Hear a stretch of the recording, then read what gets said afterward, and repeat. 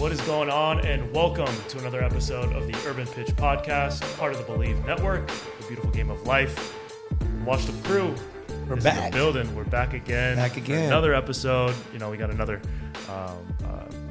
great guest. We'll get to him in a minute. I'm Ramsey Abushala, host and editor of OpenPitch.com. I'm joined as always by my fellow co-host, Mr. First One himself, Julio Monterosa. Julio, what's going on, man? Nothing much. Another day in paradise. Yes, sir. So, another day, another guest. Another guest. Another MLS player. Another MLS player. This is, I believe, our third MLS player. The last two, have gone on to do some really good things after they joined on the show. So hopefully, the Urban Pitch boost is real. Yeah. So every MLS player that's come onto the podcast, for some reason, in a month span, they perform real well. I don't know what it is. So we'll probably bring that up 4 more times because we love to flex a little bit. But without any further ado, we got Daniel Steres of Houston Dynamo in the building. Daniel, what's going on?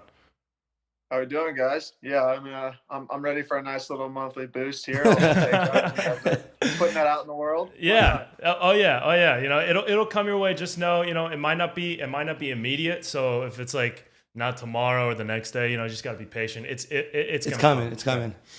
We're on a little break right now anyway, so I can give it a little 2-week buffer, and then we can start going. Yeah, exactly. Player of the match is coming soon. Yeah.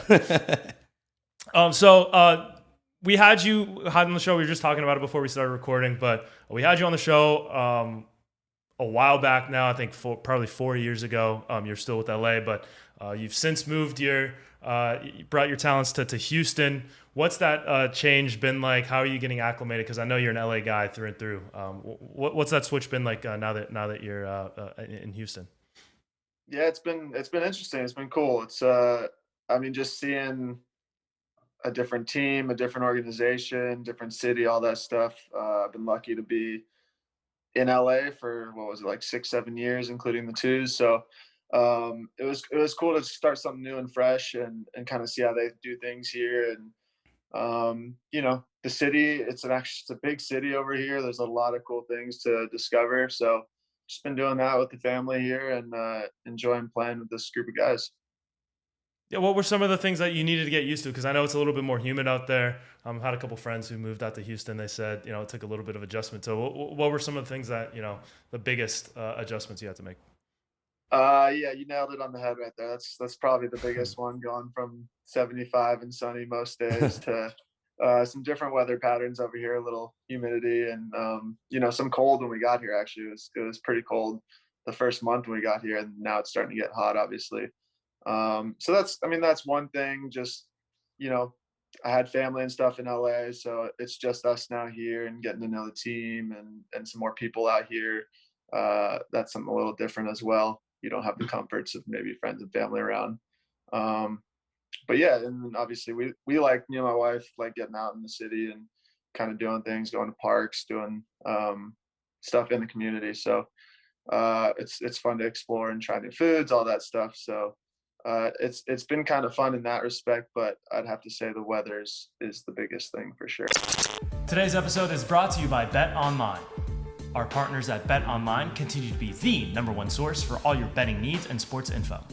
Find all of the latest odds, news, and sports development, including this year's basketball championship finals, the NHL Hockey Conference Finals, Major League Baseball, the latest fighting news, and even next season's early NFL futures. Head to the website or use your mobile device to sign up today to receive your 50% welcome bonus on your first deposit. Just use our promo code BELIEVE, that's BLEAV, to get the bonus and get into the action. Bet Online, where the game starts. Yeah, how about from like a team perspective? Have you seen any big differences from the way things were running at Galaxy versus in Houston with the Dynamo?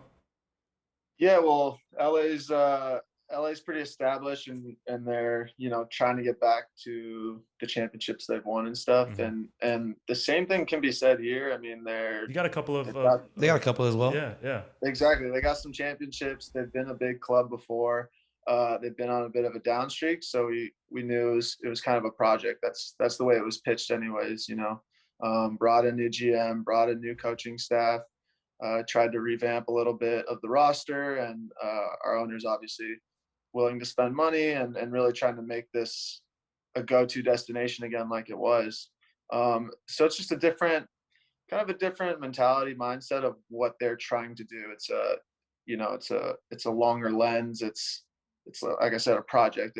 Right. It's not like this has to happen today, tomorrow. It's we need to get better each day and improve ourselves, improve the team, all that stuff as we go, and then the cards will fall into place. So it's been cool to be a part of that. It's taken me personally to kind of a different place, whereas before I was just trying to break in and show my worth and all that, and now I'm over 30 and we've got kind of a younger group here. So I feel like in this project, it's become kind of my role to help guide along some of that. I've had experiences in LA and different places that I can pass on to some of these guys. So I've really tried to take that in as sort of a duty or a role here. So it's been cool to be a part of so far. And you guys have a big name coming to Houston soon, correct, Yeah. Hector? How is the hype we've seen that? Mexican national team player, played for Atletico Madrid. How is that? I mean, we're excited. I think he's only going to help our team get even better and get to where we want to be. We've had a pretty good start, but we want to, push for more. And I think the city's pretty excited about it too. I mean, there's obviously a huge Mexican population down here. I know when those teams come in and play, the stadiums are full. Yeah. So I'm expecting the same sort of scenario with him when he gets here. It's going to be fanfare. It's going to, bring some rise to our team and some eyes on us, and we should really be looking forward to it. I think it's going to be great. Yeah, and so switching to that mentor role now that you have some years under your belt in the league, coming up, you had a couple of pretty good mentors yourself in LA, with guys, like I think Robbie Keane was there your first year on the first team. Some of the other guys. Who were some of the mentors that you had in LA that you were able to learn from and take some lessons from and pass it on now to some of the younger guys in Houston? Yeah, I mean, some of those guys, probably the first few years for me were the biggest influences. But I mean, defensively, and the guys that I was working with personally, AJ De La Garza was a huge one. Yella Van Dam, the first year I was there. All right. Guys like that, guys like Todd Donovan, the first years I was there. Like some of those guys were very influential in just welcoming me aboard and trying to give me the confidence and stuff to play. But then there are other guys like Robbie Keane, like you said, and Stevie G. He was a big one. Yeah. I mean, he was like an idol of mine all when Definitely. I was young. Right. And when I get to play with him, it's like an unbelievable moment. But honestly, and I've told him before, like just the confidence he showed in me, he'll never really know what that allowed me to do and how much confidence that gave me to play. I mean, if a guy like that is encouraging you and telling you you're doing good things, it just makes you want to go out there and play. So for me, that was a big one. But yeah, I've been lucky to have quite a group of guys come through LA during my time. So those were just to name a few. So how was it growing up playing soccer? Especially, I know you play for one of the best club teams out like in that generation, DMS 11. How was that? Oh, it was awesome. It was cool. That was it was a group of guys that actually we started like U13 or something like that, playing SoCal United, and we had a really good coach, Dan Metcalf, and he ended up forming DMS 11. But we followed him instead of like staying with SoCal or whatever. We ended up following him to Rampage and following him to start his own thing, and it was a pretty cool, like it was pretty special to just start a club basically. Like that was our team that started it. We were the only ones. So it was like if anyone knew about DMS 11, like that was just us. There wasn't anyone else at that time. No, you guys brought fear to other kids' eyes. Every time your team comes around, number one ranked in the nation, just group of just ballers. So you guys would come in and just scare other teams away. Yeah, we were like a group of small kids too. Like we weren't big or anything, and we would just come in and just pass around these teams. And like, yeah, we had a good group of guys. Like a few of the guys went on to play and do some things, and some of the guys kind of stopped at college or whatever. But like I don't know. So I feel like a lot of those guys really could have made it if things went differently for him. I was just lucky enough to keep pushing through. But yeah, we had a squad for sure. No, in the coach, I remember the coach playing club. You guys had an intense English coach Yeah, in that sideline. Were you playing out there or something? You see him on the sidelines or? Yeah, definitely. He's always wearing a suit. He was always wearing a suit. Yeah, definitely. Way too serious. You know, Julio's he's a big youth soccer fan. He's out there on weekends, just not at all. Scouting. I played a little bit. I was a water boy for some teams. Now I'm joking. No, but no, I assume so. So that's why. No, definitely no. But I remember your team was known for winning Dallas Cup. That was a big talk around the soccer world around that time. You guys, who did you guys beat in that final? Man, that was wild. That was FC Groningen. That was like the highlight of at very least my youth career. Like that was sick. We played. We just went on a tear. We like tore through everyone in the group, and we were just that was probably the best we've ever played as a team. And then we played like 3 different of the professional teams on our way to the final, and then got to play in that FC Dallas Stadium against FC Groningen. And I don't know, we probably took about 50 to 60 crosses in our box and somehow walked out with a 1-0 2-shot game sort of thing. So yeah, that was cool. No, but yeah, so just so the public can know, the Dallas Cup is the biggest youth tournament in the United States. So like, first of all, you have to win national, so you even get invited to play Dallas Cup. It's an invitational cup only. So to win that, especially for an American team, there's teams like Tigres that go, like Brazilian teams go as well, teams from Spain. So that's a big cup to win, especially for youth soccer. Yeah, I mean, we saw all the like different teams that we watched on TV back then, of like Chelsea or whatever, Barcelona. Like they're sending their youth teams here, and like that's a big deal to us at the time. And so to be able to win that, it was pretty cool.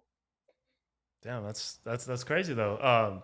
So I know Julio did his homework here. Yeah. What else? What else do you got? I remember they told me little rumor. They said you had a nickname after coming back for your high school season. You left skinny and came back kind of buff. What was that nickname your teammates gave you? Man, who have you been talking to? Hey man, hey, I'm like Narwhal here. Julio did his homework, man. You've been hanging out in the valley. I think that's what it is. You can't be clowning on it if you're gonna be out there. I know. What was the nickname though? No, so my last name's Steres, and yeah, I was always real skinny. I guess I don't know. Maybe I came back one time and I was just like I've been working out, a little bigger, so they called me steroids. that was the name that stuck, and so now it's kind of there with that group of guys still.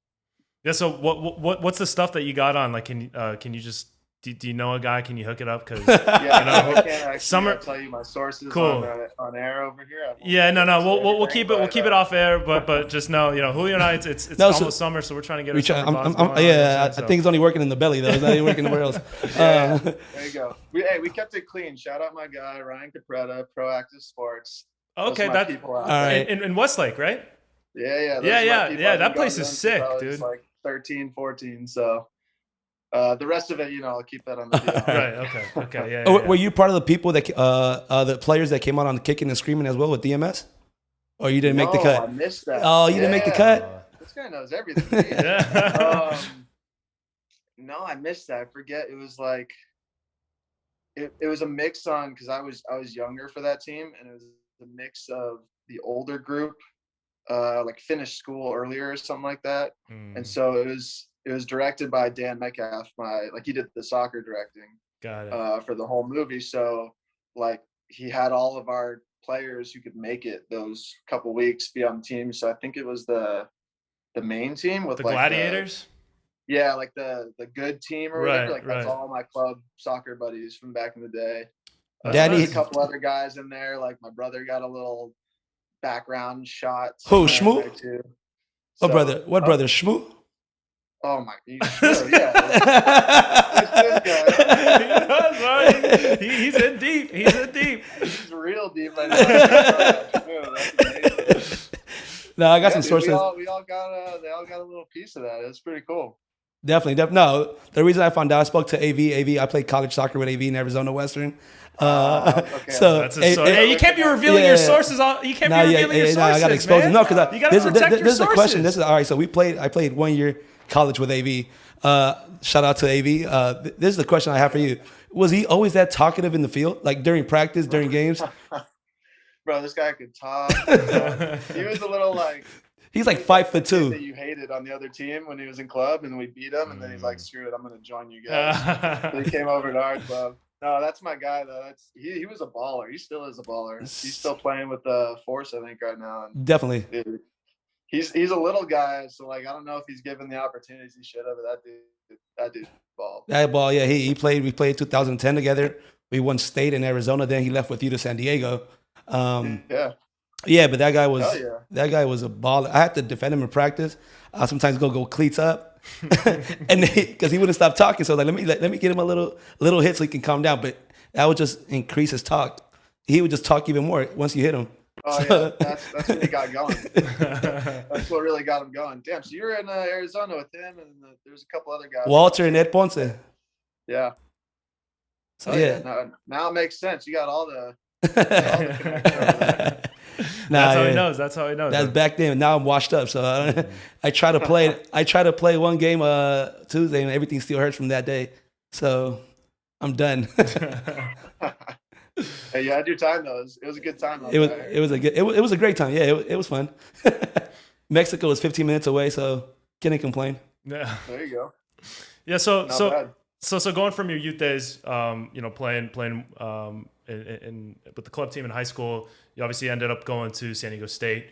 Can you talk about the recruiting process? What other schools were in the mix, and what your experience was like in an Aztec uniform? Definitely, because that DMS 11 team had scouts from any team. You guys could have picked any school you guys wanted to. You would have thought that, yeah. I mean, we were like the #1 team in the nation, and a lot of guys had like schools come to them, and I had my fair share, but I didn't have any like national team, or I did ODP up until like regionals or something like that, regional team. So it seemed like some of the bigger ones didn't really look our way or anything. I think I wanted to stay like in California or West Coast, so I mostly was like reaching out to those teams. I reached out to a couple on the East Coast, like the big ones, just to see like UNC and Maryland, like stuff like that. But really in the end, it was like San Diego State, like Cal Poly, UCI. So those ones, those are like the main ones. I mean, Northridge with Yossi and Terry Davila and stuff, like those guys. I knew them personally, but I wasn't going to stay in Northridge.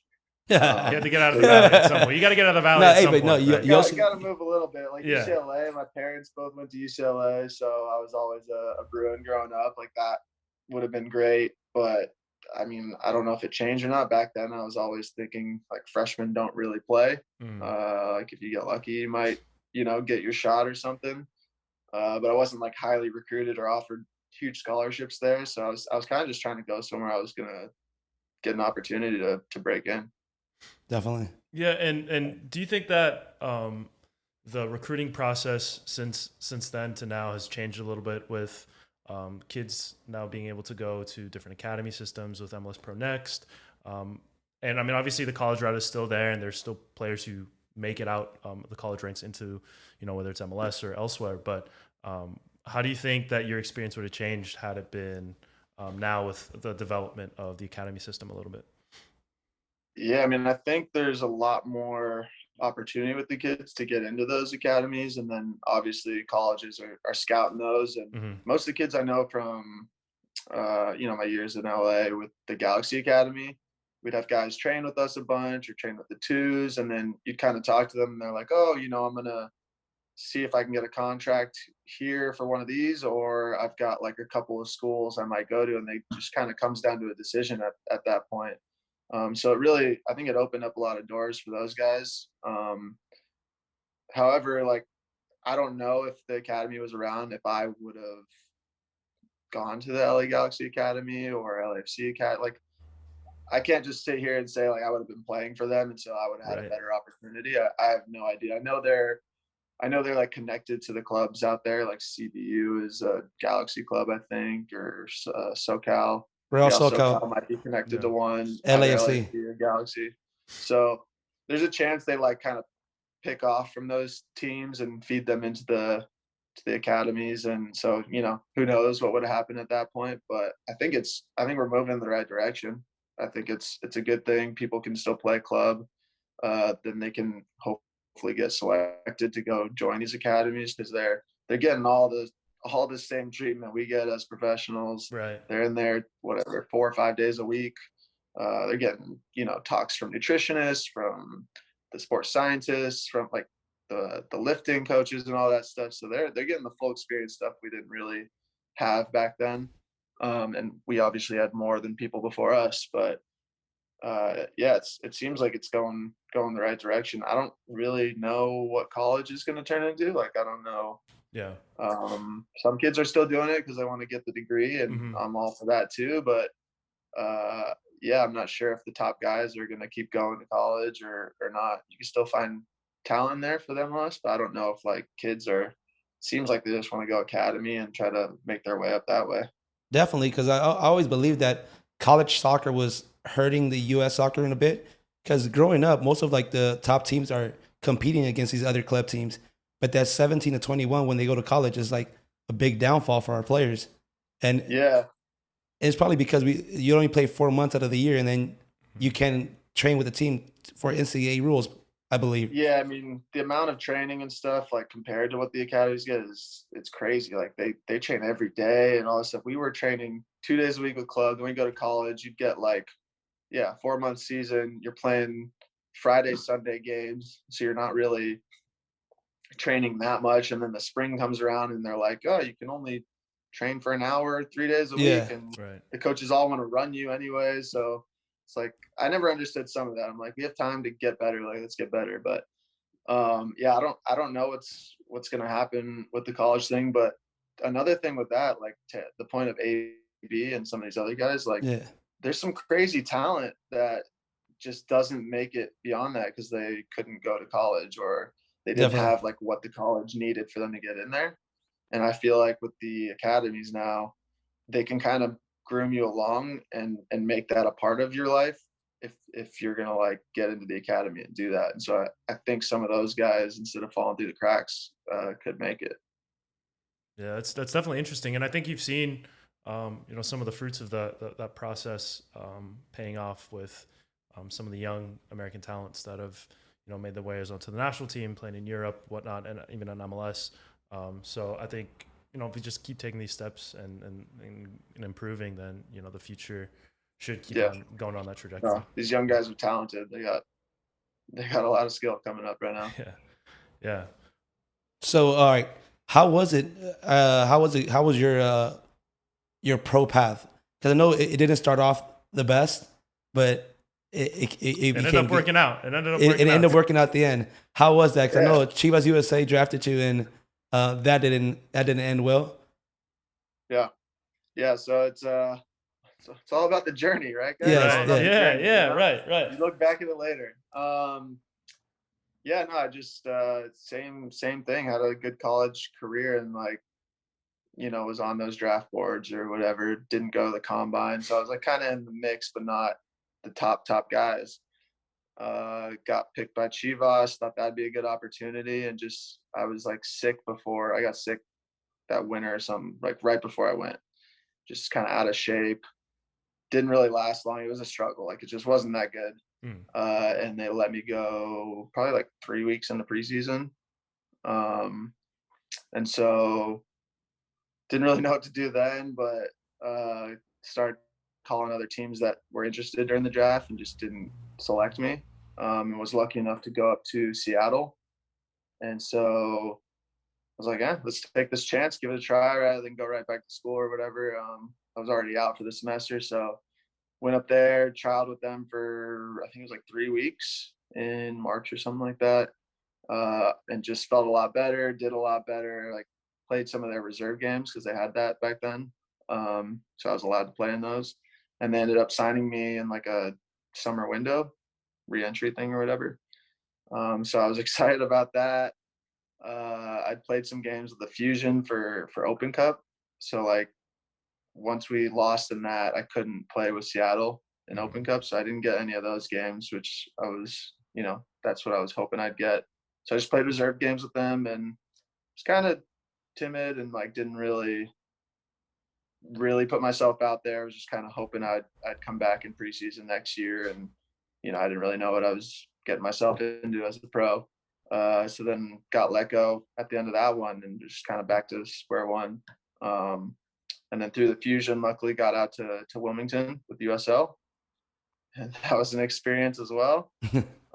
Something that I definitely won't forget. And like going from Seattle had probably one of the top, organizations and still does at the time, but like facility wise, everything was top class. And then you go to Wilmington where they're just trying to survive as a club, small city, like one turf field stadium. Oh wow. We had like a locker room that was just a little room that also had like shower. Like they just didn't have much there. Right. I think I always remember we didn't have like a trainer on site daily, which wow. I don't know. I didn't think much of it then, but now I'm like, I can't believe we were like training and didn't have like someone there to help us if someone got hurt. Like, I don't know what happened. Wow. Y'all were taping your own ankles and stuff like that? Yeah. I mean, we would do that. We'd go to the PT clinic like before training and then drive to our training facility if we had to do like exercises and stuff. It was just a different thing, like busing overnight to games. I don't even know if they do that stuff anymore, but like that was, it's all part of it. Just like drives you even more, like you never want to go back to that. So I had a good year there, and then had some options with Sacramento starting a new team, and then Galaxy 2 called and said they were going to start this new program because they were the first team to do it, and just thought it was a good opportunity to be kind of in the eyes of an MLS team. Be the first signing essentially of this LA Galaxy team that was my childhood team. So I was like, why not? Let's do it. And we had a good team. We were like a mix of veteran guys and young guys and academy players. And so we made it to like the semis and then the finals the 2 years I was there. And both years got looks with like the first team and stuff like that with Bruce. Played a couple games. Like my first game with them was against Club America when they had those friendlies. All right. Nice. And then my second game was against Barcelona in the Rose Bowl. Oh wow. So those are like my first couple games in an actual first team Galaxy jersey and everything. Unbelievable. So yeah, I mean, I was just really pushing to get in there.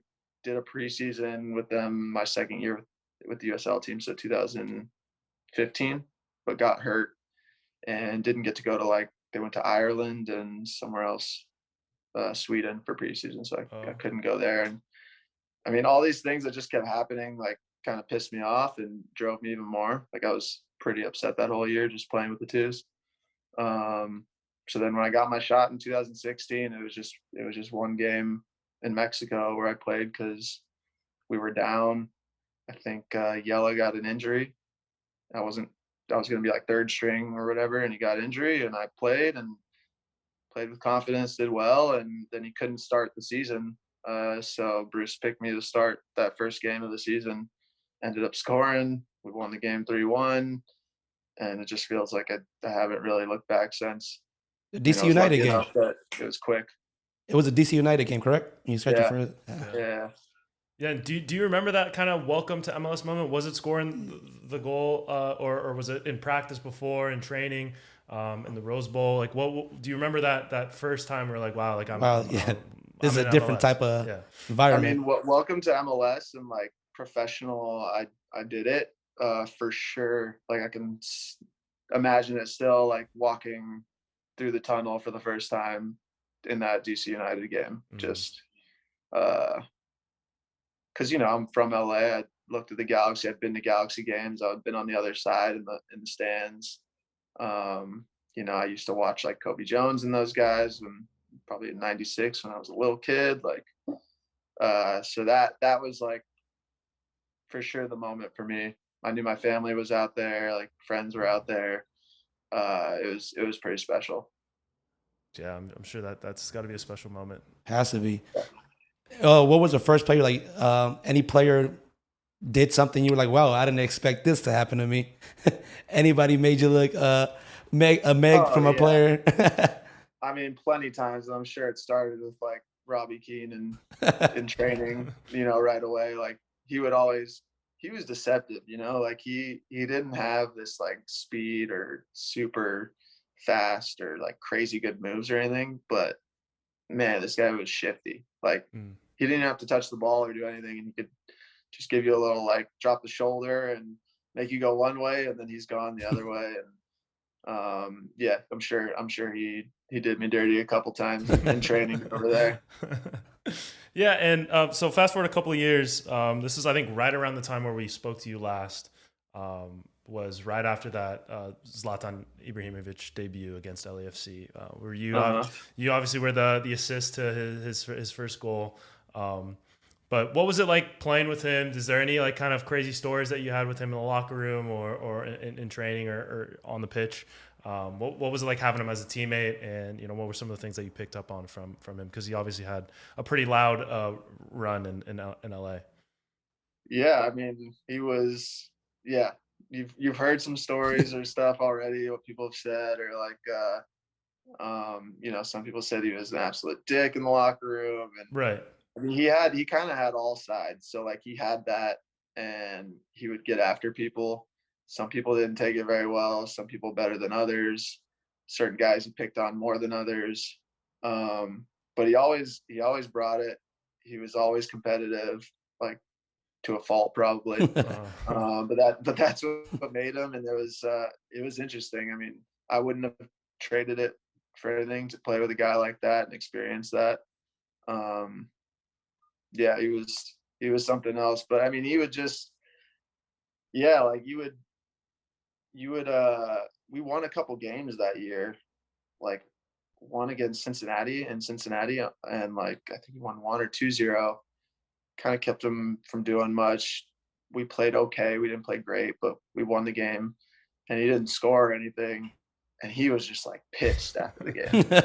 Like you wouldn't have known that we won the game. And this happened multiple times where we're like, we're all feeling good going in. We got to win. And it's like, what the hell was that? Like, just pissed off. And some crazy, getting in people's faces and stuff like that.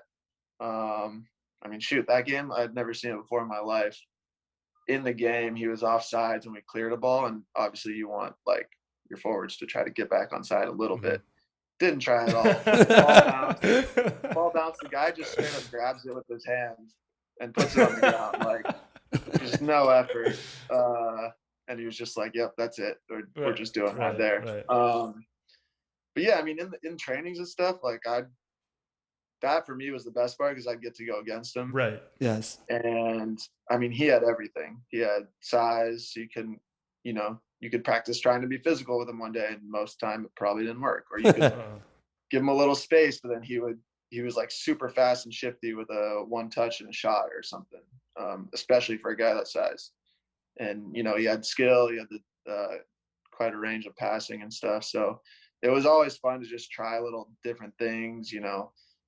How I'm gonna play him or whatnot. He's always throwing elbows, so I caught a couple of stray elbows in there in training.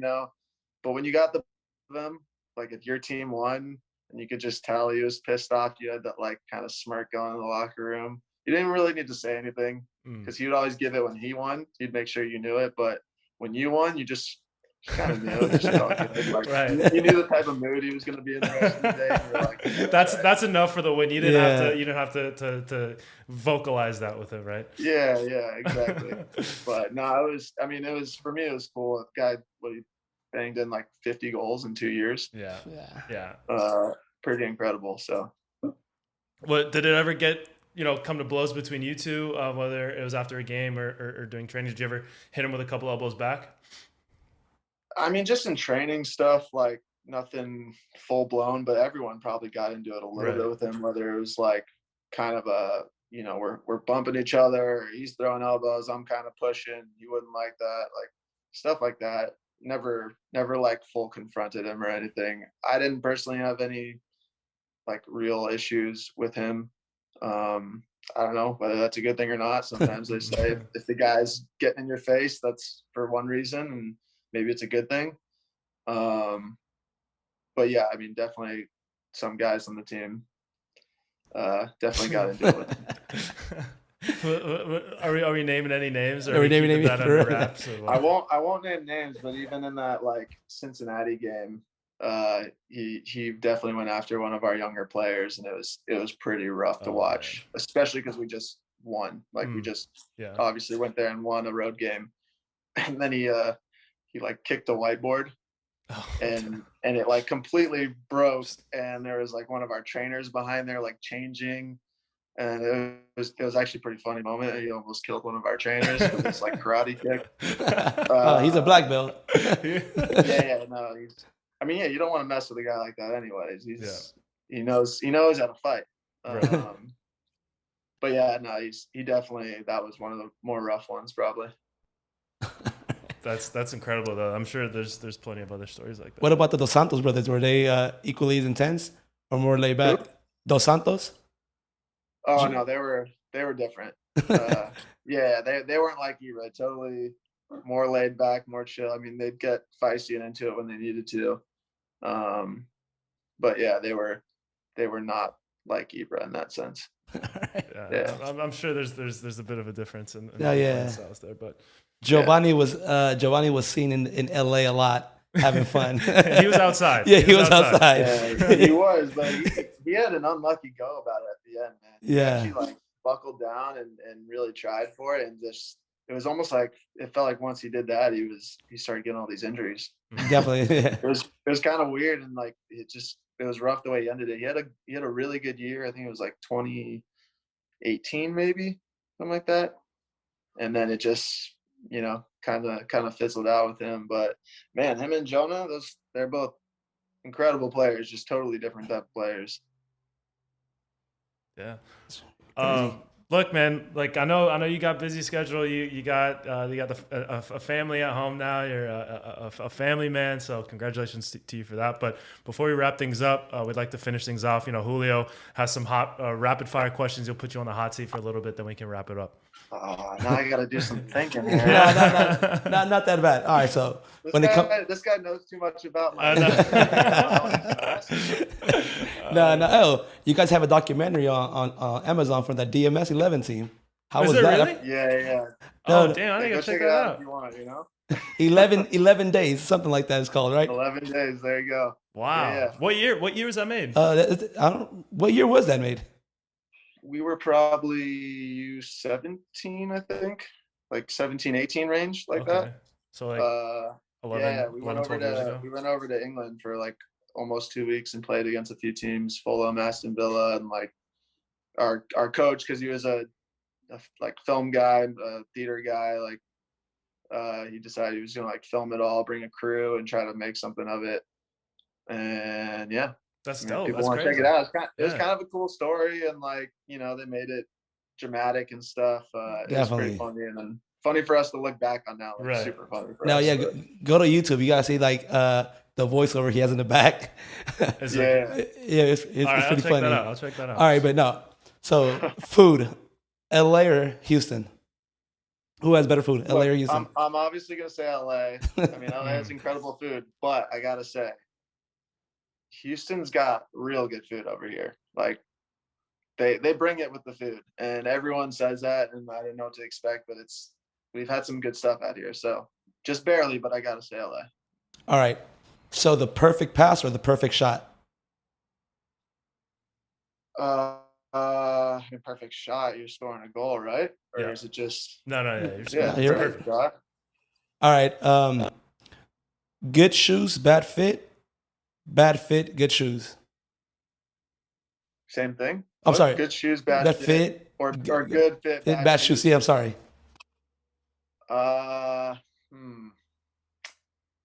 Let's go with the shoes would ruin it though, huh? I was just trying to imagine. I was gonna say probably good shoes, bad fit. I don't know. Yeah, that's the number one answer so far. That's a popular one. All right, teammates. You want to ask me the last question? All right, yeah. You got to start one, bench one, cut one. Robbie Okay. Keane, Steven Gerrard, Zlatan Ibrahimovic. Oh. I'm gonna start Stevie G. All right. All right.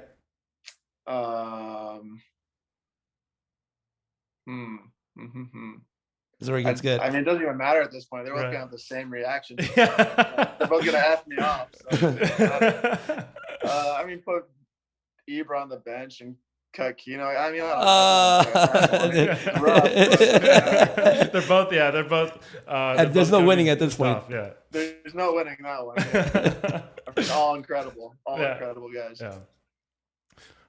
But they got to play with you too, so there's that as well. There you go. I hope they tell someone that one. Yeah. Zlatan's gonna watch this. I have a feeling. Yeah. No, we're gonna show There you this. go. Yeah, we're gonna show this to him. Hey, he's got eyes and ears everywhere. You never know, man. Yeah. This guy, he's up with everything. That's true. That is true.